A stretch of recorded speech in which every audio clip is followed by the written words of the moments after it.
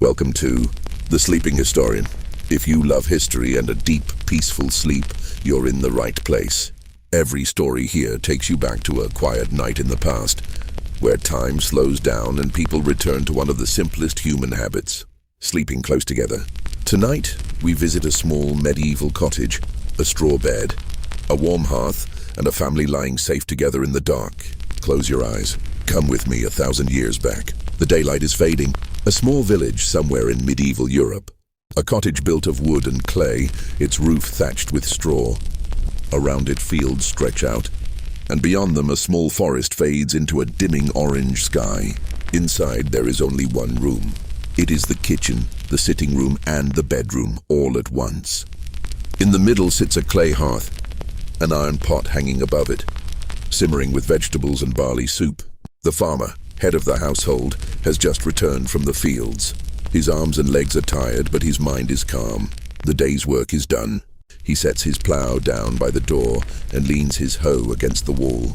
His wife sits by the fire, stirring the soup with a wooden ladle. Beside her sits their eldest daughter, 12 years old, quietly knitting with wool thread. The two younger children sit on the floor, playing with a small doll made from dried corn husks. And in one corner of the room, seated on a wooden stool, is the grandfather, old, unhurried, a wooden cane resting lightly in his hand. He gazes into the fire, as if 1,000 nights of memory live inside those flickering flames. Outside, the air is slowly turning cold. The evening breeze moves softly through the leaves. Somewhere in the distance, a dog barks once, then falls silent. One by one, soft lights begin to glow in the other cottages across the village. This time, the slow shift from evening into night and was one of the most peaceful moments in a medieval family's day. Now comes the quiet, careful ritual of preparing for sleep. On one side of the room stands a low wooden frame, thickly layered with dry straw. Every few weeks this straw would be changed, the old removed. Fresh straw laid down, kept soft and free of pests. The mother first spreads a thick linen cloth over the straw, woven at home. Over that, she lays wool blankets, heavy, warm, made from sheep's wool. In some homes, instead of blankets, families used animal hides, sheep or goat skin, fur turned inward, so it clung close to the body and held in warmth.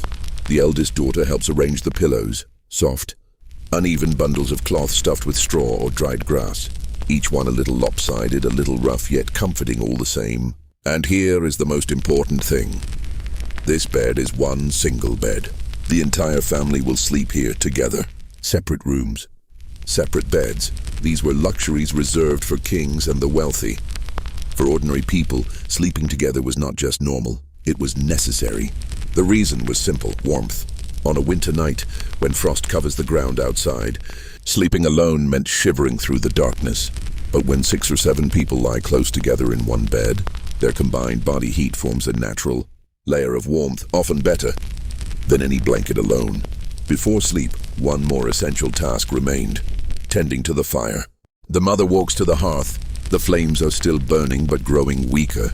With an iron poker, she gathers the glowing coals into a small pile at the center. Then gently, she covers them with warm ash, just enough to keep the fire from dying out completely, but not enough to let it flare up.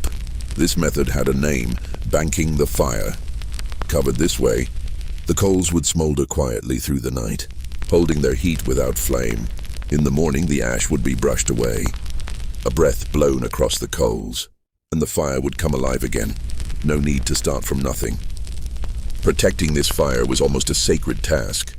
Starting a new fire was not easy. It took striking flint against steel again and again, a slow and tiring process. So every family did what they could to keep their hearth fire alive. Day after day, sometimes month after month, that soft glow beneath the ash, that hidden warmth, it was the true heart of the home, quietly awake through the night. Now it is time for everyone to lie down together. The grandfather goes first, slow and steady, leaning on his cane. He settles at one end of the bed, closest to the wall, the warmest, safest spot, traditionally kept for the eldest. Then the two younger children climb up, teasing each other softly. But a single glance from their mother quiets them. They settle in the middle, the warmest place of all, surrounded on every side. The eldest daughter lies beside them, resting a gentle hand on her little sister. And finally, the mother and father lie down on the outer edges as if wrapping around the rest of the family, shielding them from the cold and the dark beyond. And so in a small cottage, in a single bed, 6 bodies settle close together, wrapped in one another's warmth. The blanket is pulled up over everyone. The room falls quiet, filled only with the sound of slow breathing, and far outside the soft hum of the night wind. Nights in the medieval world were far darker, far quieter than nights today. No streetlights, no distant sound of traffic, only moonlight, the faint flicker of stars, and now and then the rustle of leaves in the wind. In that darkness, being alone was something to fear. Wild animals, thieves, or simply the unknown. The simplest protection against all of it was closeness. So sleeping together was not only about warmth, it was about a feeling of safety. With someone close beside you, the mind rests easier. If a sound is heard in the night, one person can wake another. If danger comes, everyone faces it together. In every cottage across the village, the same scene repeats. Parents, children, grandparents, sometimes even neighbors or travelers, all together, under one roof, in one bed, or close beside one another. Somewhere at the village's edge, a watchman might walk slowly, a dim lantern in hand. But in most villages, even that was hardly needed, for the whole village itself felt like one large family, each depending on the other, each protecting the other. In winter, this custom of sleeping together became even more essential. Outside snow falls and the wind turns bitterly cold. The cottage walls are thin, and what serves as a window is only a small gap, sealed shut at night with a wooden shutter. Still, the cold finds its way in, through cracks in the walls, beneath the roof. On such nights, blankets alone were not enough. What was needed was the warmth of bodies, and so the whole family drew as close together as they could. In some homes, even animals were brought near the bed. A dog, sometimes a goat or a hen, brought inside on the coldest winter nights simply for their warmth. Humans and animals together, under one roof, keeping each other warm. Outside the window, frost slowly gathers. A white blanket settles over the bare branches. But inside, on the straw bed, beneath the wool blankets, everything is warm, soft, and safe. Before sleep, many families shared a beloved little ritual, a short prayer, and sometimes a small story. The grandfather, lying in bed, tells his grandchildren tales of old times, stories of the forest, of some long-past festival, or a memory from his own childhood. His voice low, slow, almost a whisper. Sometimes the mother hums an old folk tune, one her own mother had once sung to her. A simple melody, slow and repeating, like a gentle path leading towards sleep. The father might say quietly, "Tomorrow is a new day. Sleep now." And in his voice there is a quiet certainty, reminding the children everything is fine, everything is safe. Slowly, one by one, breathing grows heavier. The youngest boy falls asleep first, then his sister, then the elder daughter. The parents stay awake a little longer, making sure everyone is resting comfortably before finally closing their own eyes. The night deepens. Outside, the moon rises high in the sky. Its light slips through the gap in the shutter, falling in a thin silver line across the floor. Beneath the ash in the hearth, the fire still glows quietly, flameless. Now and then, a small sound, a coal shifting slightly, a faint crackle. Outside, the wind moves slowly, rustling the leaves in a soft, steady rhythm. Somewhere far off, an owl calls once, then silence returns. Inside, the whole family sleeps deeply, peacefully. Some breathe slow and deep, others with a faint, gentle snore.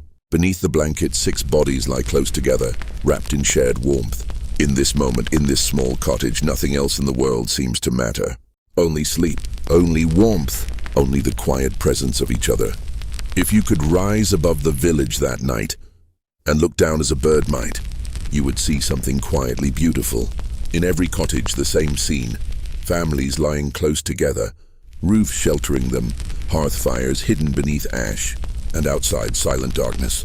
At the blacksmith's home, he and his wife lie with their 2 sons, close to the warmth of the hearth.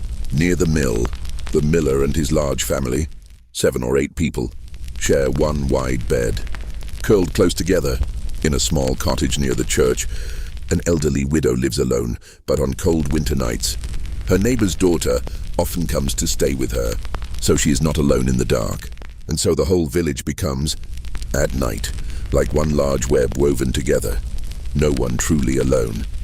Everyone bound to someone else. The night slowly moves past its deepest hour, edging toward dawn.